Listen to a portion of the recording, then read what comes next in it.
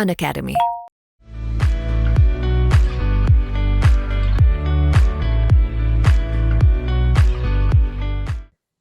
Most welcome on Sorry, Unacademy platform. sorry, sir. My name is Nita. Nita, my mistake. Very good. तो आप बताइए, recently आपने कौन सा एग्जाम अभी क्रैक किया है? सर, अभी जो एपीपी का रहता है ना, वो वाला क्रैक किया है। एपीपी वाला, right, very good.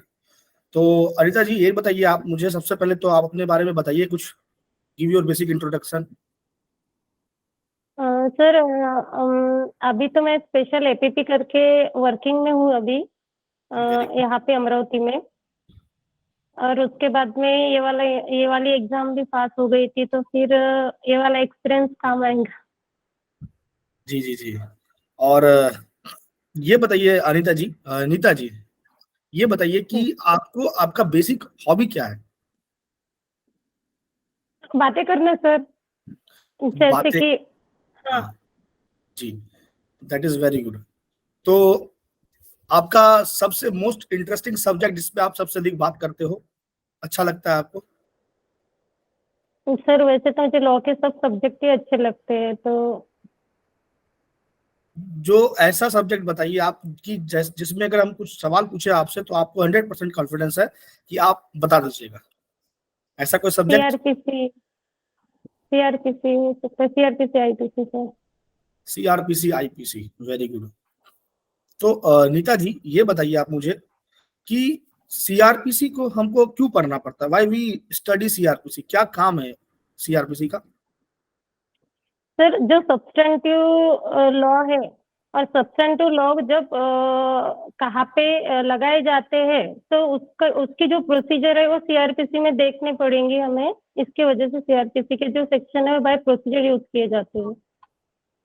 Very good. तो एक बात बताइए हमको Nita ji, there is question in my mind is that कि अगर एक 6 साल का बच्चा है, बड़े ध्यान से सुनिएगा, ठीक है? एक 6 साल का बच्चा है और उसने एक मर्डर कर दिया है। उसका इंटेंशन भी था कि जान से मारना है बी को, और उसने उस इरादे से ही गोली मारी है और उसका डेथ कॉज किया बी का, एक 6 साल का बच्चा। क्या लगता है आपको अनिता जी, सीआरपीसी यहाँ पे लागू होगा? यस सर, क्योंकि जैसे कि अपन आईपीसी में बताया हुआ है कि अंडर अंडर 7 इयर्स वहाँ पे दिया हुआ है 82 में, कि अंडर 7 इयर्स होगा तो वो प्रिजम्पशन ही है कि उसको कितना इंटेंशन है, उसका इंटेंशन भी होगा तभी वो प्रिजम्पशन है, क्योंकि अंडर 7 इयर्स ओनली। तो वो तो ये कहता है ना 82 की वो अपराध ही नहीं माना जाएगा, राइट? Yes sir. लेकिन सवाल है लेकिन मेरा सवाल ये है कि क्या उस बच्चे पे सीआरपीसी लागू होगा? दैट मीन्स कि क्या उसको सर, अरेस्ट? हाँ, नो सर, जो कॉन्फ्लिक्ट ऑफ लॉ है, तो वहाँ पे उसको भेजा जाएगा, और डिसाइडेड बाय द जज बोर्ड। डिसाइडेड बाय द जजेस बोर्ड। आप मेरी सवालों को ध्यान से सुनिए, बहुत इंटरेस्टिंग, बहुत महत्वपूर्ण सवाल है। काम डाउन और थोड़ा सा एक्साइटमेंट को ना थोड़ा दबा के रखिए और एकदम फोकस्ड हो जाइए।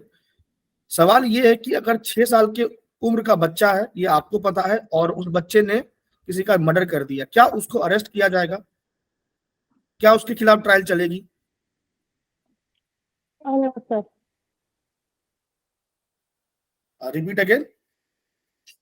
सर, ट्रायल तो नहीं बोलेंगे उसको, लेकिन उसको जे बोर्ड जो उसके सामने रखा जाएगा, और उसको बेल भी मिलेंगे, बेल भी लेना पड़ता है उससे, पर लेकिन वो ऑफेंस की तरह नहीं ट्रीट किया जाएगा उसको। अच्छा, वो ऑफेंस नहीं माना जाएगा। अच्छा, वेरी गुड। आप कहाँ से बिलोंग करते हैं नीता जी? अमरावती, महाराष्ट्र। अमरावती, महाराष्ट्र से बिलोंग करते हैं। ये बताइए मुझे कि महाराष्ट्र जो है वो कब एग्जिस्टेंस में आया, कब महाराष्ट्र स्टेट बना था? सॉरी सर, वो नहीं बता पाऊंगी, लेकिन ईयर तो पता नहीं है, लेकिन महाराष्ट्र, सॉरी सर, उससे नहीं बता पाऊंगी। किस दो स्टेट को तोड़ के एक महाराष्ट्र बना दिया गया और एक स्टेट को बनाया गया गुजरात? पहले क्या था? बॉम्बे, राइट, है ना? हाँ पहले। Sir, yes.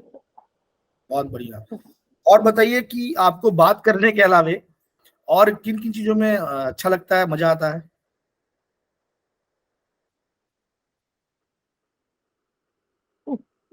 गाना सॉन्ग सुनने में अच्छा लगता है सर। सॉन्ग सुनने में अच्छा लगता है। अगर मान लीजिए आपको गाना सुनना बहुत पसंद है, दैट इज वेरी गुड। तो अगर एक बात बताइए मुझे कि एक लड़का जो है ना, एक लड़का है बहुत बदतमीज है, वो गर्ल्स कॉलेज के सामने जाके गर्ल्स को देख के गाना गाता है और उसको परेशान कर रहा है उन लड़कियों को। तो आपको क्या लगता है, whether that guy is liable for any offence? क्या उस बंदे ने कोई अपराध किया? यस सर, 506 का अपराध होगा। जैसे कि वहाँ पे बोला है कि कोई गेस्चर करता है या कोई रिप्रेजेंटेशन ऐसा दिखाता है, तो फिर वो 506 का अपराध होगा सर। देखो, क्रिमिनल इंटिमिडेशन में क्या होता है, 506 का जब आप बात करते हैं ना, तो उसमें होता है कि आप किसी को धमकी देते हैं कि आप उसको। Sorry sir, sorry sorry sir, 506 नहीं। मुझे insult, intent to insult against modesty बोलना था सर। सॉरी, सेक्शन गलत बोल दिया मैंने। तो क्या आपको लगता है, क्या आप 354 के बारे में बोल रहे हैं तो सही बोल रहे हैं?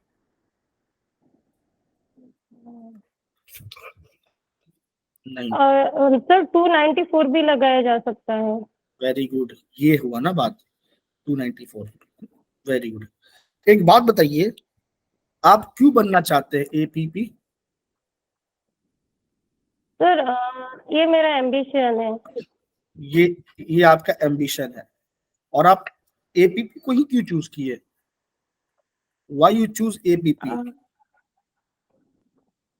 मुझे ना सर पहले से ही एपीपी बनना पसंद था। जैसे कि मैं एलएलबी पास हुई थी, वहां से ही मेरी जर्नी स्टार्ट हुई थी कि मैं कहीं कहीं पे भी जितने वर्किंग में एपीपी थे, या मैं अमरावती में प्रैक्टिस करती हूँ, तो इसकी वजह से मैं हर किसी को पूछने जाती थी कि क्या प्रोसीजर है एपीपी बनने का। तो फिर वहां से ही स्टार्ट हुई मेरी जर्नी एपीपी की। अच्छा, बचपन से ही ख्वाहिश था कि एपीपी बनना है? सॉरी सर, बचपन से तो नहीं, आफ्टर एलएलबी। आफ्टर एलएलबी ये ख्वाहिश आपके मन में है। जब आपने लोगों को देखा तो आपको, आपके अंदर क्यूरियोसिटी जागा। Very good. तो एक बात बताइए, आप अगर एपीपी बन जाते हैं तो आप कैसे जस्टिस डिलीवरी सिस्टम में न्याय दिलाने में कैसे आपका योगदान रहेगा? जो जो विक्टिम रहता है सर, जिसको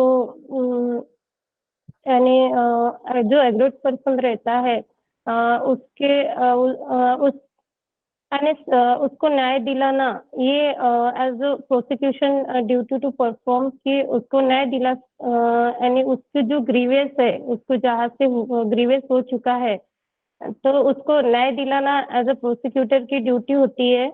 उसके ऊपर क्या हुआ है क्या नहीं, वो कोर्ट में बियॉन्ड रीजनेबल डाउट उसको प्रूट करने की एपीपी की ड्यूटी होती है सर। तो उसके लिए तो वेरी गुड।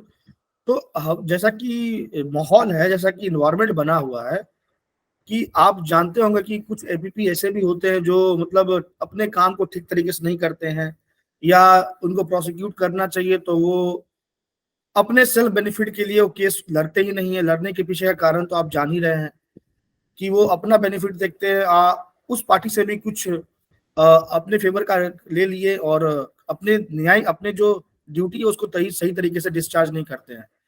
तो सवाल ये है मेरा कि ऐसा जो परसेप्शन बना हुआ है, क्या आप इस बात से सहमत हैं कि ऐसा होता है? पहले तो फर्स्ट ऑफ ऑल तो यही जो एपीपी असिस्टेंट पब्लिक प्रोसिक्यूटर है, यहाँ पे ना स्टेबिलिटी बहुत ज्यादा है सर। जैसे कि महाराष्ट्र में देखा जाए तो 1 लाख सैलरी है उसमें। तो मुझे तो ऐसे लगता है कि यानी ड्यूटी परफॉर्म अच्छे से करनी चाहिए, क्योंकि स्टेबिलिटी है उसमें। क्योंकि वहां से ऐसा नहीं है कि आपको उन्होंने स्टेबिलिटी कम दी हुई है एंड इक्विवेलेंट टू यानी फर्स्ट फर्स्ट कैडर में आता है सर। तो क्या तो रीजन ही नहीं है कि वो किसी के साथ मिलके ऐसी मुझे ऐसी बात करें, तो क्या क्योंकि आप गवर्नमेंट ने उतना सॉरी तो आप ये कहना चाहते हैं कि ऐसा एग्जाम्पल आपके अमरावती कोर्ट में ऐसा नहीं है दिखा है, या आप इससे रूबरू अवगत है ऐसा सिचुएशन से?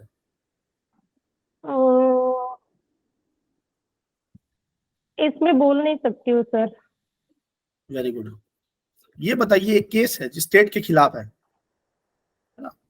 अब सवाल ये है मेरा आपसे नीता जी, कि एक मामले में आपको एपीपी अपॉइंट किया गया है, लेकिन प्रोसिक्यूशन जिसके खिलाफ आप कर रहे हैं ना, प्रोसिक्यूट जिस व्यक्ति को कर रहे हैं, अगर वो मान लो आपको बहुत जरूरी पड़ गया है, आपको पैसे की बहुत आवश्यकता, बहुत यू नीड मनी, और अर्जेंटली आपको पैसे की आवश्यकता है, क्योंकि आपके घर में ना आपके पापा की या आपके किसी भी रिलेटिव की तबीयत बहुत बिगड़ चुकी है, राइट? और हॉस्पिटल वालों ने बोला है कि इनका ऑपरेशन करना जरूरी है, और ऑपरेशन में खर्च आ रहा है 50 लाख रुपए, 50 लाख रुपए खर्च आ रहा है। आप परेशान होकर कि कहां से एक एट ए टाइम 50 लाख रुपए का अरेंजमेंट हो पाएगा। तो आपने क्या किया, आप जब कोर्ट गए तो कोर्ट में आप जिसके खिलाफ प्रोसिक्यूट करने वाले थे, जिसको आप, तो उसके तरफ से आपके आपके पास एक ऑफर आया through someone else, third person के माध्यम से आपके पास एक ऑफर आया। वो बोला कि आप मेरे खिलाफ जो केस है ना, वो मत लड़ो, या लड़ो तो ठीक से मत लड़ो, केस को और वीक कर दो, प्रोसिक्यूशन का कोई सबूत ही पेश मत करो, और हम बाजिद बरी हो जाएंगे तो हम आपको 60 लाख रुपए दे देंगे। इस परिस्थिति में आप क्या कीजिएगा? सर मैं उसके अगेंस्ट में मैं कंप्लेंट फाइल करना चाहूंगी तो कि ऐसे उसने आप, मुझे हाँ, उसने मुझे ऑफर दिया करके, क्योंकि कितना भी प्रॉब्लम होता है मेरे फैमिली में, तो मैं तो यही चाहूंगी सर कि वो अलग बात है, लेकिन ड्यूटी इज फर्स्ट। कि आपको अपॉइंटमेंट कर रहे हैं तो किसी को न्याय दिलाने के लिए कर रहे हैं, या किसी से ऑफर लेने के लिए नहीं कर रहे हैं, तो मेरी फर्स्ट ऑफ ड्यूटी यही रहेंगी सर कि मैं उसके अगेंस्ट में कंप्लेंट फाइल करूँ। मतलब आप ये कहना चाह रहे हैं कि आप एक्सेप्ट नहीं करेंगे, और अगर आपके रिलेटिव में किसी का ऑपरेशन नहीं हो पा रहा है, उनके जीवन और मरण पे बात आ रही है, तो भी आप ये छोड़ देंगे? नहीं करूंगी सर, क्योंकि और कोई रास्ता होगा। ये ऐसा नहीं है कि मैं किसी के पास का ऑफर ले लूंगी तो मेरे पास के रास्ते बाकी नहीं रहेंगे। बाकी भी रास्ते बहुत कुछ है, लेकिन मैं ये काम करना कभी नहीं चाहूंगी। मैं उसके ऊपर जैसे भी आता है तो मैं उसके अगेंस्ट कंप्लेंट फाइल करूंगी सर, क्योंकि इसने मुझे ऑफर दी करके। Very good. अब ये बताइए मुझे आप, कि जब आपने उठाया ये सवाल, ये शब्द आपने उठाया कंप्लेंट, कंप्लेंट को कहाँ पे डिफाइन किया गया है नीता जी? सर कंप्लेंट में सी में डिफाइन किया है सर।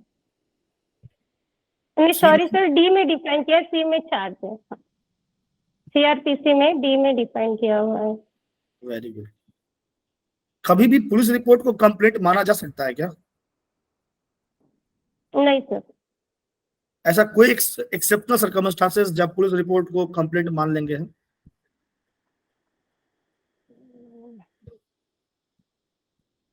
सर 210 में दिया हुआ है सीआरपीसी के, जब कोई मैजिस्ट्रेट कंप्लेंट फाइल हो चुका है उसका, वो भी इन्वेस्टिगेशन कर रहा है, या अदर जो पुलिस ऑफिसर है वो भी इन्वेस्टिगेशन कर रहे हैं, तो फर्स्ट ऑफ पुलिस ऑफिसर ने जो इन्वेस्टिगेशन किया है वही मैजिस्ट्रेट एक्सेप्ट करेगा। ये एक सर्कमस्टेंसेस हो सकती है।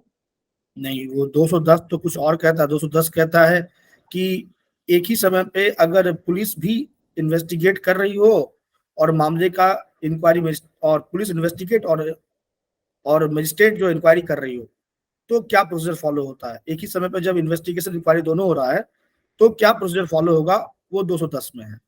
सवाल मेरा ये है आपसे कि क्या कभी किसी परिस्थिति, किसी एक्सेप्शनल सर्कमस्टांसेस में भी पुलिस के द्वारा बनाया गया report, that is police report, complaint माना जाता है? सर 155 में क्लॉज सेकंड में दिया हुआ है कि जैसे कि वो परमिशन लेगा मैजिस्ट्रेट से इन्वेस्टिगेशन करने का नॉन कॉग्निजेबल ऑफेंस में, और उसके बाद में उसको पता चल जाता है कि वो कॉग्निजेबल ऑफेंस है, तो फिर वहाँ पे एफआईआर होती है सर, पुलिस रिपोर्ट होता है। वो तो पुलिस रिपोर्ट कंप्लेंट माना नहीं जाता ना, पुलिस रिपोर्ट होता है। नहीं सर, सेक्शन फिर कौन से भी सेक्शन 2D का एक्सप्लेनेशन आप पढ़े हैं, वहां पे बताया गया है कि जब पुलिस इन्वेस्टिगेट करती है मामले को, ये समझ के कि मामला कॉग्निजेबल है, लेकिन बाद में उनको पता चलता है आफ्टर इन्वेस्टिगेशन कि जो मामला था वो नॉन कॉग्निजेबल था, तब वो जो रिपोर्ट बनाती है, बना रिपोर्ट पुलिस के द्वारा, तो वो पुलिस रिपोर्ट कहलाना चाहिए था, लेकिन इस केस में मामला नॉन कॉग्निजेबल निकला, दैट्स वाई वो पुलिस रिपोर्ट कंप्लेंट माना जाता है। ठीक है, यस सर। आप हमको ये बता दीजिए, 3 ऐसा डिफरेंस बताइए एफआईआर और कंप्लेंट के बीच। Sir FIR police officer reduce and writing करता है, कंप्लेंट बिफोर मैजिस्ट्रेट होती है। कंप्लेंट केस में बिफोर एग्जामिनेशन ऑफ विटनेसेस होते हैं, और एफआईआर में पूरा इन्वेस्टिगेशन कंप्लीट होता है, उसके बाद में 173 की चार्जशीट फाइल की जाती है। और इसमें कंप्लेंट केस में पहले उसको एग्जामिनेशन करेंगे विटनेस को, उसके बाद में इशू प्रोसेस करेंगे, और नहीं sorry sir, postpone of process करेंगे, इंक्वायरी करेंगे, और उसके बाद में इशू प्रोसेस करेंगे। लेकिन पुलिस रिपोर्ट में ऐसा नहीं होता है, police report police officer investigation itself करती है। इसमें डायरेक्शन दिए जाते हैं थ्रू मैजिस्ट्रेट, और इसमें उसको विदाउट वारंट अरेस्ट कर सकती है, उसमें अरेस्ट कर नहीं सकती कंप्लेंट केस में। कंप्लेंट केस क्या कॉग्निजेबल ऑफेंस का ही होता है या नॉन कॉग्निजेबल ऑफेंस का भी हो सकता है? सर वो तार दोनों का होता है। और एफआईआर जब भी होगा? FIR only cognizable offence. Very good, very good. Anita ji, एक बस आखिरी प्रश्न आपसे हम पूछना चाहते हैं, ये हमको आप बताइए कि बोर्ड के पास 2 चॉइस है और एक का ही सिलेक्शन होना है, और चॉइस ये है, दो दो कैंडिडेट हैं, दोनों फीमेल हैं, एक नीता जी है, एक नीतू जी है, और बोर्ड को एक ही को अपॉइंट करना है एज अ बीपी। तो सवाल ये है कि आपको क्यों अपॉइंट किया जाएगा उनके बदले में, इसका आप कारण मुझे बताइए। Sir I have a good communication, I have a strength to give the perform of the public duty. Sir मैं अच्छे से बात कर सकती हूँ, और पेशेंस भी रख सकती हूँ, और परफॉर्म टू अच्छे से ड्यूटी भी परफॉर्म कर सकती हूँ। 3 आपने क्वालिटी बताया, पेशेंस, अपने ड्यूटी के प्रति आप ईमानदार रहते हैं, और एक गुड कम्युनिकेशन सर। आपका गुड कम्युनिकेशन स्किल है, इस कारण से आपको अपॉइंट करना सही रहेगा। लेकिन अब सिचुएशन ये है कि अगर आपको आपकी अपॉइंटमेंट नहीं भी होती तो चल जाएगी, लेकिन उसकी अगर नहीं होगी तो उसके परिवार में एक ही है जो कमान अर्निंग हैंड है, वो खुद है। तो इस परिस्थिति में आपको क्या लगता है कि किसकी अपॉइंटमेंट करनी चाहिए बोर्ड को? Sir depend of the capability, उसके सिचुएशन से मैं तो नहीं बोलूंगी, यहाँ पे कोई क्लॉज ऐसे दिया हुआ नहीं है कि जैसे कि हम कोई पब्लिक ड्यूटी जब परफॉर्म करते हैं या कोई फॉर्म भरते हैं, एग्जाम देते हैं, वहाँ पे ऐसा कोई क्लॉज नहीं है कि आपको ऐसे सिचुएशन आ जाती है तो आप इसी को सिलेक्ट करोगे करके उसने बोला भी है, तो depend of the capability. Depend upon the capability, very good. Thank you so much Nita ji, बहुत बढ़िया। बहुत बढ़िया रहा आपका इंटरव्यू। बस इसी तरीके से थोड़ा सा करना क्या है आपको, ये हम आपको बताते हैं।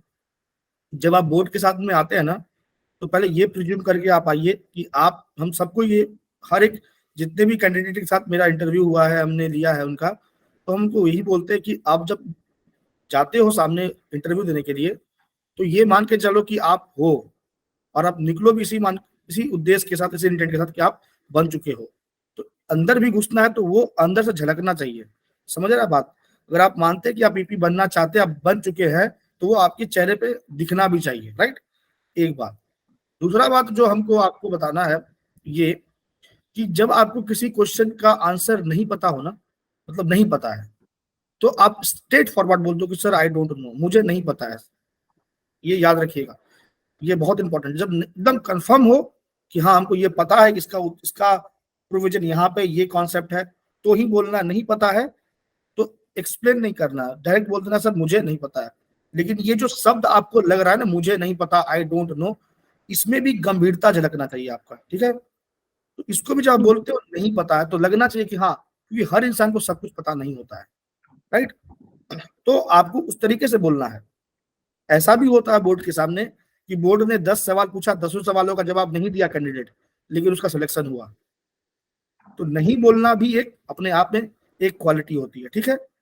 दूसरी बात क्या है, तीसरी बात जो आपको ध्यान रखनी चाहिए, कि जब बोर्ड कुछ आपको बोल रहा होता है ना, तो पहले उनको बोलने दीजिए, लेट देम फिनिश फर्स्ट, है ना।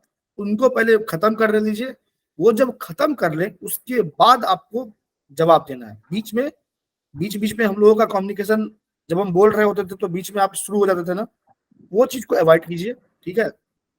वो चीज आपको कहीं ना कहीं पीछे कर देगा, राइट। और बाकी आपका सब कुछ very all good. Eye contact बहुत अच्छा था। आई कांटेक्ट के लिए बस इतना बोलेंगे, जैसे हम आपसे सवाल पूछ रहे हैं तो अभी हम आपके सामने में हैं, तो आप मुझे देख रहे हो। लेकिन अगर यहीं पे 3 बोर्ड मेंबर 3-4 होते तो जब जिससे आप बात कर रहे होते हो तो उसके तरफ जरूर देखना है, और पोलाइट वे में देखना है, ऐसे नहीं, है ना। थोड़ा सा मतलब उनको लगना चाहिए कि आप उनसे कांटेक्ट बना रहे हो। और सब कुछ ऑल गुड, वेरी गुड, बहुत बढ़िया Nita ji, and hope for the best.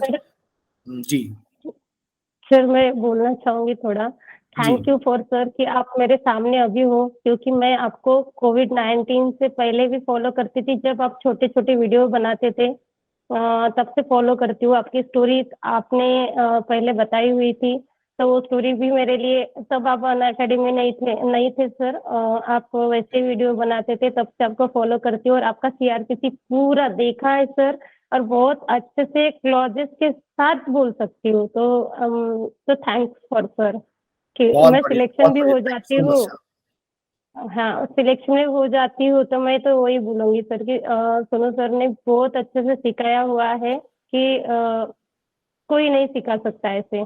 और जैसे कि आप जितना भी मॉक लेते हो सर, वो मॉक भी करती हूँ और उससे भी अच्छे मार्क्स मिलते हैं। इसके वजह से too lot of thank you sir कि आप जैसे टीचर हो, तो फिर तो दुनिया में कोई क्लास यानी कहीं पे कम पढ़ेंगे ही नहीं हम लोग।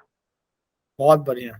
बस जल्दी से आपको बस देख ले पद ग्रहण करते हुए, तो दिल प्रफुल्लित हो जाएगा।